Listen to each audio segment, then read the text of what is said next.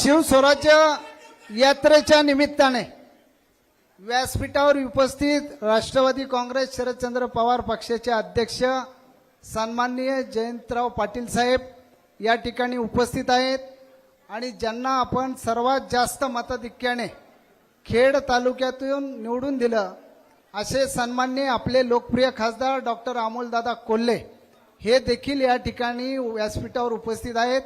आपले जिल्हा अध्यक्ष जगन्नाथ बापू शेवाळे हे देखील व्यासपीठावर उपस्थित आहेत आणि व्यासपीठावर उपस्थित सर्व मान्यवर मंडळी।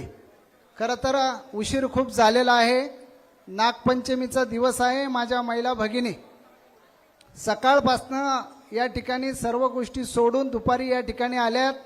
यात्रा 2 ते 3 तास उशिरा या ठिकाणी होते आणि माझी पक्षाच्या सर्व कार्यकर्त्यांना विशेष करून माझ्या कार्यकर्त्यांना विनंती आहे की आपल्या आपल्या शक्ती प्रदर्शन करायचं नाही।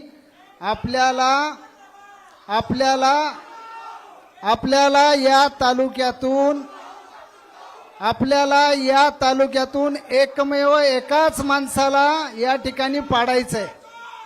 आपल्याला या तालुक्यात एकमेव दिलीप मोहिते पाटलाला या ठिकाणी धडा शिकवायचा आहे आणि धडा शिकवायचं कारण असं आहे की त्यांनी सन्माननीय शरदचंद्रजी पवार साहेबांबरोबर गद्दारी केलेली आहे आणि आपल्या बरोबर मी जे काही गेले 2 महिने प्रत्येक गावागावामध्ये येऊन त्या ठिकाणी संवाद साधतोय, त्या संवाद साधल्यामुळे खऱ्या अर्थाने यांच्या पायाखालची वाळू सरकलेली आहे। काल परवा त्यांनी त्यांच्या बगल बच्चांना बोलून घेतलं आणि गावागावातल्या बूथवरती कमीत कमी 100 मतं कमी करण्याचं त्या ठिकाणी धाडस केलं। हे धाडस करत असताना आपण घोषणा या ठिकाणी देतोय, पण आपण आपल्या बूथवरती आपला मतदार टिकवायचं काम केलं पाहिजे। 35 ते 40 हजार मतदार साहेब या ठिकाणी या तालुक्यातला कमी करण्याचं षडयंत्र या आमदार आणि यांच्या बगल बच्च्यांनी त्या ठिकाणी केलंय आणि प्रशासन त्यांना वेगळ्या पद्धतीने ताकद देत आहे।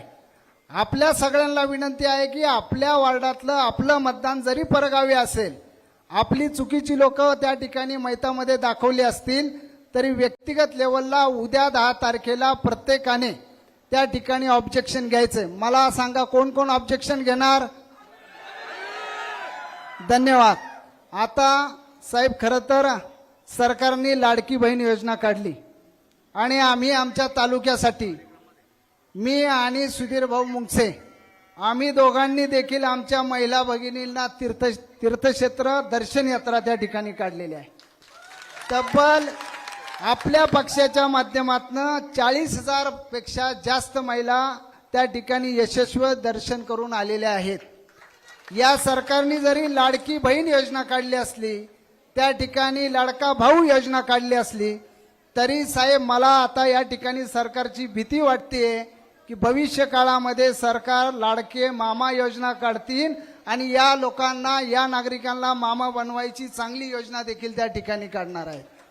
आता आमचे सन्माननीय रामदास भाऊ म्हणले की अपघाताने एक अपघात झाला आणि त्या ठिकाणी एक आमदार शिवसेनेचा निवडून आला। मी साहेब फक्त एवढंच सांगतो, तो अपघात घडत असताना त्याचा एकमेव साक्षीदार अतुल देशमुख होते आणि ती चूक आमच्या लक्षात आल्यानंतर आम्ही त्या ठिकाणी अमोलदादांच्या नेतृत्वाखाली पवार साहेबांच्या स्वाभिमानी लढ्यामध्ये सहभागी व्हायचं सर्वांनी ठरवलं आणि अमोलदादा आणि आपल्याला त्या ठिकाणी साथ द्यायचं ठरवलं।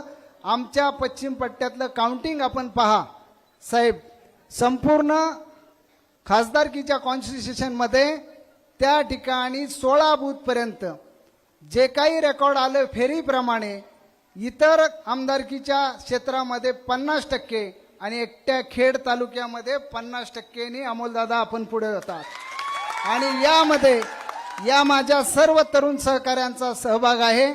भविष्य काळामध्ये आपल्या सगळ्यांनाच विधानसभा लढायची, पण तिकिटाची जागा मित्रांनो एक आहे। जो शरद पवार साहेब निर्णय घेतील, जयंत पाटील साहेब निर्णय घेतील, तो तुम्हाला आम्हाला सगळ्यांना मान्य झाला पाहिजे आणि या तालुक्यामध्ये दादागिरी करणारा नालायक माणूस या पदावरून आपल्याला काढायचा आहे आणि सुधीर भाऊंना सांगतो की काही दादागिरी होऊ, दादागिरीची जबाबदारी माझ्याकडे आणि माझ्या कार्यकर्त्यांकडे द्या. त्या दादागिरीला सडेतोड उत्तर द्यायचं काम आम्ही सगळे मंडळी करू. साहेब, आपण देईल तो उमेदवार, आपला जो निर्णय असेल तो आम्हाला आणि आमच्या सर्व कार्यकर्त्यांना मान्य आहे, कारण आपण जाणकार आहेत. भविष्यात आमच्यासारख्या कार्यकर्त्याला आपण चांगल्या पद्धतीने त्या ठिकाणी संधी देसाल.